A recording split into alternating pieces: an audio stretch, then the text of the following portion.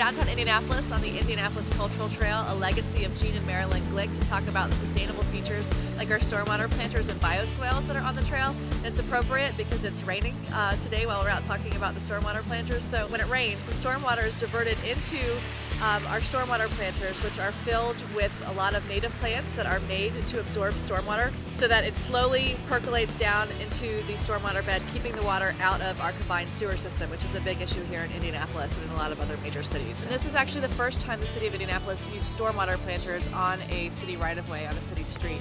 It was something new here, relatively new in the Midwest when the trail was designed, and the city embraced the technology.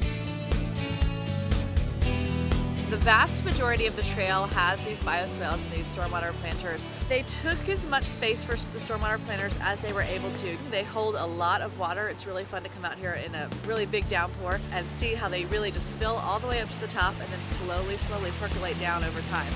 They are designed with a beehive in it, so there is a fail-safe measure in case there is that 100-year storm event where they do overflow, and if that's the case, they do flow into the city's stormwater system. Our stormwater planters and all the landscaping on the trail actually serve as a natural barrier protecting the cyclists and the pedestrians from both vehicle traffic and from each other. Some places on the trail, it's a separated section where the bicyclists have one path of the trail and the pedestrians have the other sides.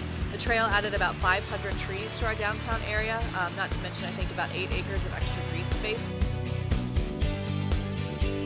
Not only is the city saving money by having the water treated on top of the surface so it doesn't go into our combined sewer system, but it is adding to the environment, it's adding to cleaning our city.